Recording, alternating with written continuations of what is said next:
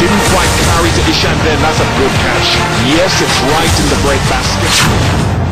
काम कर गया विराट का बिछाया मैदान पर मायाजाल।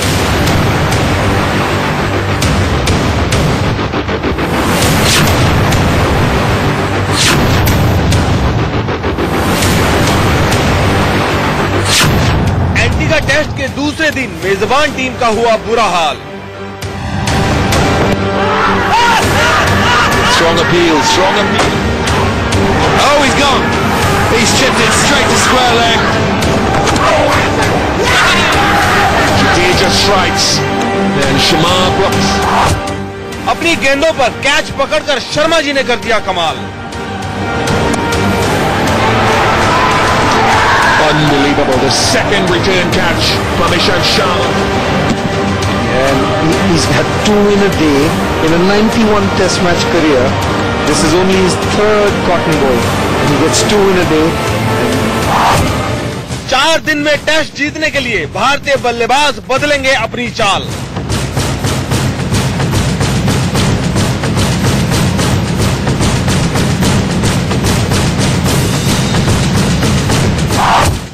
Virat रणलीला। The second fastest of this career of 134 deliveries.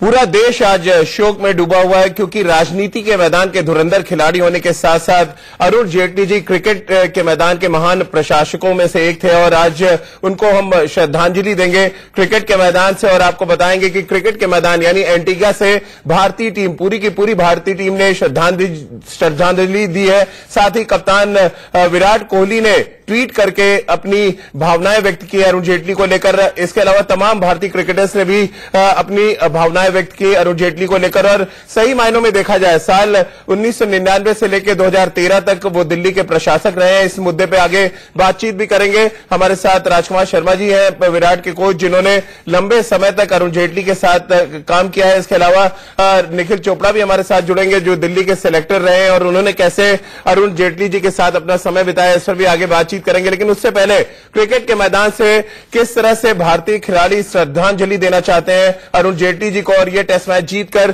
किस तरह से ये टेस्ट मैच अरुण जेटली जी के नाम करना चाहते हैं और क्या कुछ तैयारी की है भारतीय टीम ने, वो सब कुछ देखिए और समझिए हमारी इस खास रिपोर्ट में।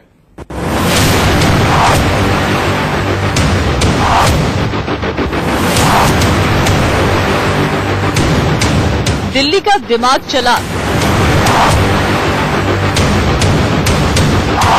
दिल्ली के 2 दिमाग ने सलाह दिल से सुनी और मुंबई का दिमाग इस बात का गवाह बना कि दिल्ली का गेंदबाज दिखाएगा मैदान पर दम, जिसकी गवाह बने ये 2 शानदार catch. He's had 2 in a day in a 91 test match career. This is only his 3rd. Sharma ji की धारदार गेंदबाजी ने विराट सेना को टेस्ट मैच की ड्राइविंग सीट पर बैठा दिया। ईशान ने पिच के दोहरे उछाल और दोहरी रफ्तार का फायदा उठाया और उन जगहों पर गेंद के टप्पे को गिराया जहां से गेंद कुछ करामात कर रही थी।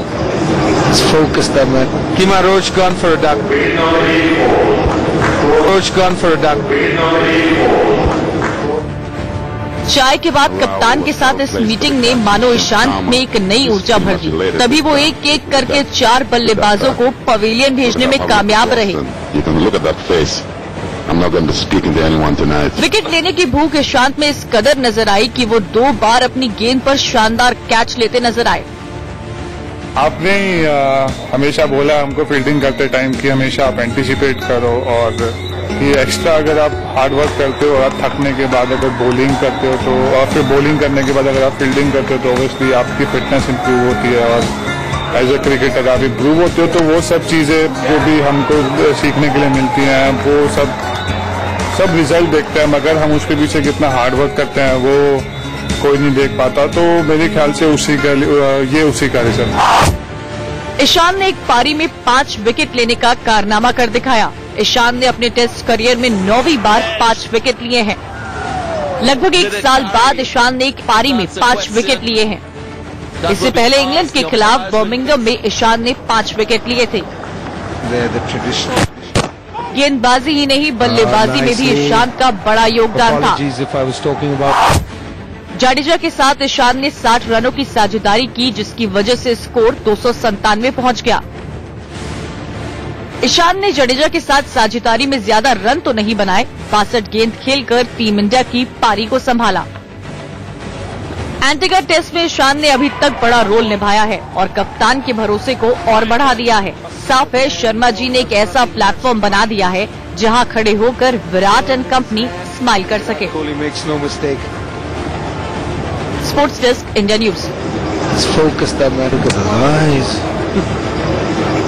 एंटीगा टेस्ट मैच का दूसरा दिन पूरे तरह से ईशांत शर्मा के नाम रहा। पहले 60 रनों की साझेदारी की उन्होंने रविंद्र जडेजा के साथ और उसके बाद गेंदबाजी में कमाल 5 विकेट लिए। 108 रनों की लीड अभी भी भारतीय टीम के पास है और ये लीड अगर डबल करने में भारतीय टीम कामयाब रहती है तो ये टेस्ट मैच भारतीय टीम जीतेगी और ट्रिब्यूट देगी अरुण जेटली जी को, जो दिल्ली क्रिकेट संघ के लंबे समय तक प्रेसिडेंट रहे हैं। आज इसी मुद्दे पर पूरे दिन लगातार चर्चा होती रही है। इस चर्चा को हम आगे बढ़ाएंगे। राजकुमार जी हमारे साथ जुड़े हुए। राजकुमार जी, अरुण जेटली जी के बारे में आगे बातचीत करेंगे, लेकिन उससे पहले आपको लग रहा है सच्ची तरीके का ट्रिब्यूट होगा एक तरह से अगर भारतीय टीम एंटीगा टेस्ट मैच जीतती और उनके नाम इस जीत को समर्पित करती है? डेफिनेटली जरूर होगा, क्योंकि राजीव बहुत ज्यादा इन्वॉल्वमेंट थी जेटली जी की और हमेशा वो इंडियन टीम को, दिल्ली को अच्छा करते हुए देखना चाहते थे और सारे प्लेयर्स के लिए ऑल आउट जाते थे। वो कोई भी किसी को प्रॉब्लम हो कभी भी उनके पास जा सकता था और वो जरूर उनकी मदद करते थे। दिल्ली रणजी ट्रॉफी टीम के एक एक प्लेयर की परफॉर्मेंस वो देखना चाहते थे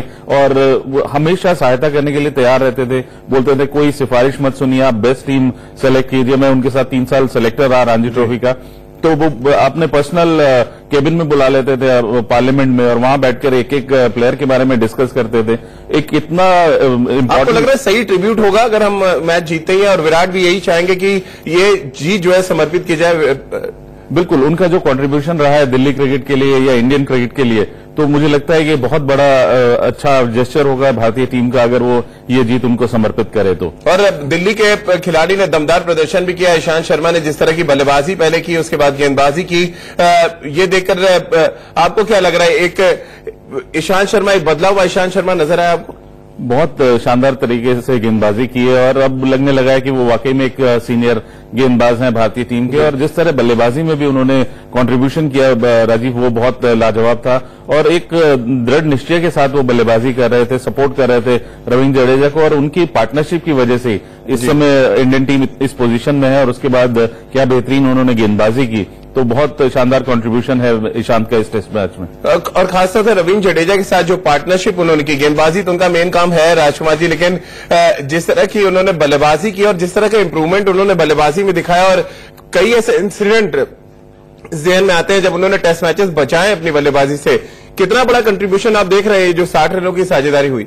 बहुत बड़ा कंट्रीब्यूशन है और ये 60 रन बहुत ही इंपॉर्टेंट हैं इस मैच के जब खत्म होगा तो आप देखेंगे ये 60 रन कितने इंपॉर्टेंट थे कि भारत को कितनी बड़ी एज मिली है इससे और उसी का नतीजा है कि आज भारत ड्राइविंग पोजीशन में है। और ईशांत की जहां तक बात है, वो शुरू से ही जब वो स्कूली क्रिकेट में खेल रहे थे तब भी उनका यही होता था कि आप रन बनाइए, मैं आउट नहीं होऊंगा। विराट के साथ अंडर 16 में उन्होंने एक 80 रन के लास्ट विकेट चाहिए थे, तो उन्होंने विराट को भी कॉन्फिडेंस दिया था कि वो आप रन बनाइए, मैं आउट नहीं होऊंगा। 79 रन उसमें से विराट ने बनाए थे और 1 रन ईशांत ने बनाया था, लेकिन उन्होंने कंट्रीब्यूट पूरी तरह से किया था कि मैं आउट नहीं होऊंगा। तो काफी दृढ़ निश्चय के साथ बल्लेबाजी करते हैं वो। आपको क्या लग रहा है राजकुमार जी, 108 रनों की लीड है इस समय भारतीय टीम के पास, जिस तरह से 2 दिन पिच ने बिहेव किया है, जिस तरह से विकेट्स गिरे हैं और फास्ट बॉलर्स को मदद मिली है, क्या कुछ आइडियल कंडीशन होगी और आपको लग रहा है ये टेस्ट मैच 4 दिन में खत्म हो सकता है? डेफिनेटली खत्म हो सकता है और भारत को थोड़ी अच्छी बल्लेबाजी करनी होगी सेकंड इनिंग में। थोड़ा सरप्राइज किया जरूर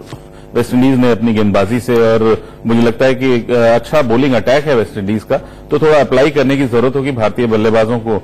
और अगर भारत 300 के पार अपनी लीड ले जाता है तो मुझे लगता है कि 4 दिन में ही मैच खत्म हो जाएगा। आपको लग रहा है राजकुमार जी, जिस तरह से पिच ने खेला पिछले 2 दिन, खासतौर से सेकेंड डे लंच के बाद से थोड़ा ईज आउट होना शुरू हो गई थी, बाद में टी के बाद फिर थोड़ा बॉल डिविएट होने लगा, बहुत डाइसी सी पिच है और यहाँ पर जो सेट बैट्समैन है वो टॉप 3-4 में से किसी एक को रन बनाने पड़ेगा, एक बड़ी पारी खेलनी पड़ेगी। बिल्कुल जिम्मेदारी लेनी होगी, जिस तरह रहाणे ने पिछली पारी में ली।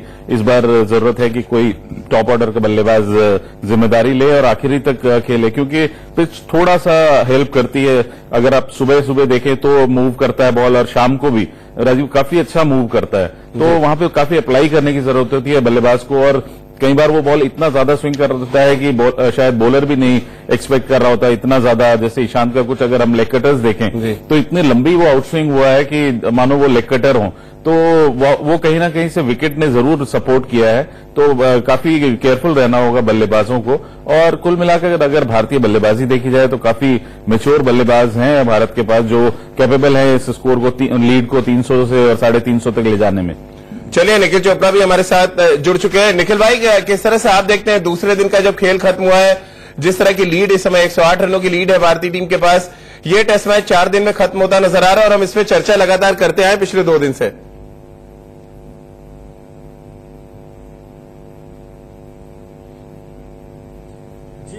राय नहीं है। कल भी इसी बात पे चर्चा कर रहे थे राजीव भाई कि ये 4 दिन से ज्यादा चलने वाला है नहीं जी। जिस तरीके से ईशान ने गेंदबाजी की, और हम जानते हैं ड्यूक्स का गेंद, और जहां पे किसी भी विकेट में थोड़ी बहुत मदद मिलेगी तो भारतीय गेंदबाज जो है वो कोई भी दुनिया का बल्लेबाज हो, बगैर वेस्टइंडीज टीम के बैट्समैन के अनादर किए हुए भारतीय टीम इस समय जो कला है तेज गेंदबाजों में, वो बिल्कुल उच्च कोटि की है। किसी भी बैट्समैन को खड़े होना, वो भी ऐसी पिच पे, लगभग नामुमकिन होगा। और वेस्टइंडीज की टीम चौथी पारी में बल्लेबाजी करेगी और मुश्किल हो जाएगा। 300 सवा 300 की लीड बन गई, यानी कि 200-250 रन यहां से बन गए 350। चौथी इनिंग में मुझे नहीं बनते नजर आ रहे वेस्टइंडीज टीम से। चलिए निखिल भाई, बने रहिए हमारे साथ। ईशांत शर्मा जो दूसरे दिन के हीरो रहे, किस तरह अपनी गेंदबाजी के बारे में क्या कुछ उन्होंने कहा है, और खासतौर से उन्होंने जो 2 कॉटन बोल्ट पकड़े, वो उनके करियर की तीसरी इंसिडेंट था जब उन्होंने कॉटन बोल्ट पकड़ा है। अंदाजा लगाइए कि एक ऐसा प्लेयर जो पिछले 8-10 साल से क्रिकेट खेल रहा हो, लेकिन कैच पकड़ने की जहां बात आती है वहां ईशांत शर्मा बहुत पीछे खड़े नजर आते हैं। इस लंबे कद के गेंदबाज ने क्या कुछ कहा अपने परफॉर्मेंस के बारे में, आइए वो सुन लेते हैं। Ishi, welcome to the show. Thank you Shri भाई। मेरा पहला प्रश्न ये है ईशी की, आज के दिन आपकी बल्लेबाजी जो है एकदम रिजोल्यूट बल्लेबाजी, चुस्त फील्डिंग, बेहतरीन कैचेस और शानदार बॉल के साथ प्रदर्शन, चाहे आपका टेस्ट करियर में सबसे सर्वश्रेष्ठ दिन था। टू बी ऑनेस्ट कि मेरे को जब मैं आउट हुआ बैटिंग में तो मेरे को अच्छा बिल्कुल भी नहीं लगा, क्योंकि मेरे को ऐसा था कि मैं जितने रन बना था वो जड्डू के साथ उस टाइम पे उतना ज्यादा हमारी टीम के लिए अच्छा होता, क्योंकि जब जिस तरीके से हमने कम बैक किया, जब हम 25 पे 3 हो गए तो उसके बाद बिहारी जिंग सबने अच्छी बैटिंग करी, और उसके हिसाब से मैं ये कोशिश चाहता था कि जड्डू के साथ में जितनी लंबी पार्टनरशिप करूं उतना हमारे लिए अच्छा टेस्ट मैच। आज के स्पेल के बारे में कुछ अपने दर्शक को बताइए। बाद में जब बारिश हो गई, बॉल गीला शुरू हो गया, उसके बाद कुछ हो नहीं रहा था, तो हमने सोचा कि क्यों ना क्रॉस स्विंग ट्राई करें। तो वो जब बाउंस हुआ फिर उसके बाद मैंने और शामी ने हमने डिसाइड किया, बूम ने मुझे वो बोला था उस टाइम पे कि क्रॉस स्विंग ट्राई करते हैं, क्योंकि बॉल में कुछ भी नहीं हो रहा। कोशिश यही रहती है कि अगर आप जितनी जल्दी दूसरी टीम को आउट कर सको तो आपकी टीम अच्छी पोजीशन में आ जाती है। तो as a team I think हमारे लिए काफी अच्छा रहता है। And gentlemen, that's Ishant Sharma 2.0, one of the most resolute and a fighting cricketer you can ever see on a cricket ground. And this Indian cricket team is so fortunate to have him around. Thank you. तो ईशांत शर्मा का लंबा कद बहुत काम आया, लेकिन ये लंबा कद नीचे झुकने में बहुत काम आया। और ऐसे में निखिल, किस तरह से आप देखते हैं, क्या ज्यादा बड़ा कंट्रीब्यूशन लग रहा है, 60 रनों की साझेदारी या 5 विकेट निकालना और इस टेस्ट मैच में भारतीय टीम को काफी आगे ले जाकर खड़ा कर देना?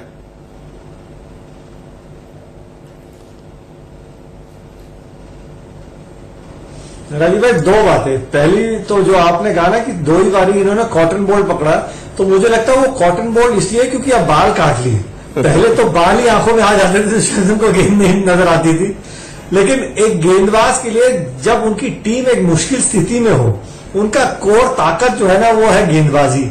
अब बल्लेबाजी से उन्होंने जो 60 रनों की साझेदारी की है वो बहुमूल्य है, क्योंकि उसी स्कोरबोर्ड के दबाव की वजह से वो 5 विकेटें जो है ना वो और मिठास लेके आई होंगी ईशांत शर्मा को, और उस 60 रन की साझेदारी से वो मनोबल बढ़ा, विश्वास बढ़ा, और वो उनका कॉन्फिडेंस उनकी गेंदबाजी में भी नजर आया। तो मैं मानता हूं कि अब ये खिलाड़ी जो है ना, जैसे जैसे उनका समय घटता गया है और इतने अनुभवी खिलाड़ी हो गए टेस्ट क्रिकेट में, अब रंग ला रही है वो पूरी की पूरी मेहनत। चलिए निखिल भाई, हम हमारे साथ बने रहिए। हमारे साथ राजकुमार जी भी बने हुए हैं। फिलहाल यहाँ पर एक छोटे से ब्रेक के लिए रुक रहे हैं। ब्रेक के बाद तुरंत हाजिर होते हैं।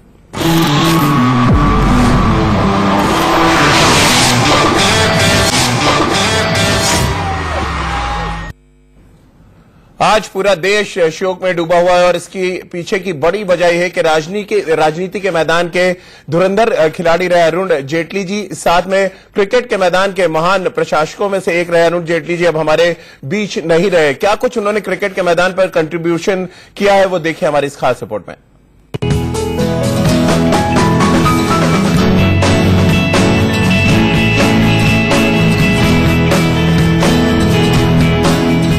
बीजेपी के बड़े नेताओं में शुमार अरुण जेटली केवल एक तेज तर्रार नेता ही नहीं थे, एक सफल क्रिकेट प्रशासक भी थे। अरुण जेटली का क्रिकेट से भी नाता रहा। जेटली 1999 से 2013 तक दिल्ली और जिला क्रिकेट संघ यानी डीडीसीए के अध्यक्ष भी रहे। डीडीसीए अध्यक्ष पद पर रहते हुए जेटली का नाम विवादों में भी घिरा था। डीडीसीए के पूर्व सदस्यों और पूर्व क्रिकेटरों बिशन सिंह बेदी और कीर्ति आजाद ने जेटली के डीडीसीए अध्यक्ष पद पर रहने के दौरान उसके संचालन में कई तरह की अनियमितताएं और कुप्रबंधन का आरोप लगाया था। अरुण जेटली ने डीडीसीए में हुई वित्तीय अनियमितताओं के आरोपों को गलत बताते हुए उनको खारिज किया था। क्या ब्रांड न्यू स्टेडियम 114 करोड़ रुपए में बच गया और उसको ही अपने आप में गलत मानते हैं। ये विवाद उनके वित्त मंत्री रहने के दौरान दिल्ली के मुख्यमंत्री अरविंद केजरीवाल द्वारा उन पर डीडीसीए में कथित वित्तीय अनियमितताओं के लिए लगाए गए आरोपों के बाद सुर्खियों में आ गया था। इस सारे मामले के बाद जेटली ने अरविंद केजरीवाल पर मानहानि का केस कर दिया था। मैं स्पष्ट कर दूं कि दिल्ली में गैर सरकारी साधनों से बना हुआ एकमात्र क्रिकेट स्टेडियम ये है, बाकी सब टैक्स पेयर या सरकार के खर्चे पर बने हैं। अप्रैल 2018 में अरविंद केजरीवाल और आम आदमी पार्टी के 4 नेताओं संजय सिंह, आशुतोष, राघव चड्ढा और दीपक वाजपेयी ने जेटली पर डीडीसीए में कथित वित्तीय अनियमितताओं का आरोप लगाने के लिए कोर्ट में माफी मांगी थी, जिसके बाद जेटली ने मानहानि का मुकदमा वापस ले लिया था।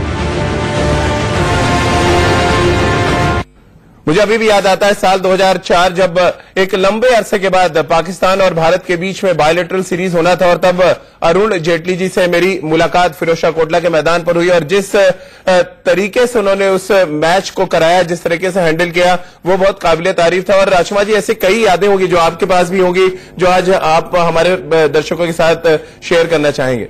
जी, मैं उनके साथ काफी नजदीकी से रहा क्योंकि मैं सीनियर सेलेक्टर था और उनको बहुत ज्यादा इंटरेस्ट था दिल्ली क्रिकेट में और वो चाहते थे कि दिल्ली की टीम अच्छा करे, उसके लिए अच्छे कोचेज रहें, अच्छे प्लेयर्स को चांस मिले और कभी भी उन्होंने किसी प्लेयर की सिफारिश नहीं की। अगर कोई सिफारिश भी उनके पास आती थी तो वो मुझे फोन करके सिर्फ इतना पूछते थे कि वो कैसा है प्लेयर। कभी उन्होंने ये नहीं कहा कि आप इसको सेलेक्ट कर लीजिए या देखिए कि थोड़ा एडवांटेज दे दीजिए, बस सिर्फ इतना पूछते जरूर थे कि वो प्लेयर कैसा है, क्या अच्छा प्लेयर है क्या वो। तो हमेशा से उन्होंने बहुत क्लीन वो रखा कि कभी भी कोई सिफारिश नहीं करनी और बेस्ट टीम खेलनी चाहिए। और खुद वो रणजी ट्रॉफी मैचेस देखने आते थे दिल्ली के, तो उससे बहुत उत्साहित होते थे सारे ही प्लेयर्स और उन्हें सबको लगता था कि एक फादरली फिगर हैं वो दिल्ली क्रिकेट के लिए, जो उन्होंने हमेशा किसी भी परेशानी में डीडीसीए हुई तो उसको वहां से निकाला। चलिए, निखिल भी हमारे साथ जुड़े हुए हैं। निखिल सेलेक्टर रहे हैं जब अरुण जेटली जी डीडीसीए के अध्यक्ष हुआ करते थे। निखिल से आगे बातचीत करेंगे, लेकिन राजकुमार जी, किस तरह आप देखते हैं जिस तरह से उन्होंने कंट्रोल किया 1999 से 2013 तक, एक लंबा समय रहा डीडीसीए के साथ उनका, कई ऐसे क्लेश हुए उस दौरान, कई ऐसे विवाद हुए जिस पर अक्सर चर्चा भी होती रही। आप किस तरह से देखते हैं जो हैंडल करते थे चीजों को? देखिए राजीव, वो बहुत इंटेलिजेंट थे, बहुत अच्छे वक्ता थे और कभी भी उनके ऊपर ये एलिगेशन नहीं लगा कि उन्होंने कुछ करप्शन किया। हमेशा उनके टाइम में यही उनके ऊपर एलिगेशन लगा कि उनके समय में ऐसा हुआ। तो कभी भी उनको पर्सनली किसी ने ये नहीं कहा कि उन्होंने कोई करप्शन का केस इनके ऊपर होना चाहिए, इन्होंने कुछ गलत काम किया है। बस उन पे आरोप यही लगते रहे कि इनके क्योंकि ये प्रेसिडेंट है और इनके वक्त में ऐसा हुआ है तो ये गलती है। लेकिन उनकी बहुत साफ छवि थी और जिस तरह उन्होंने ये फिरोज शाह कोटला बनने में कंट्रीब्यूशन दिया वो बहुत लाजवाब था। आज जो भी फिरोज शाह कोटला है, जहां पर भी है, जिस स्थिति में भी है, उसका बहुत बड़ा श्रेय अरुण जेटली जी को जाता है। जी चलिए, निखिल भाई भी हमारे साथ जुड़ गए हैं। निखिल भाई, कोई ऐसी याद जो आप हमारे साथ शेयर करना चाहें?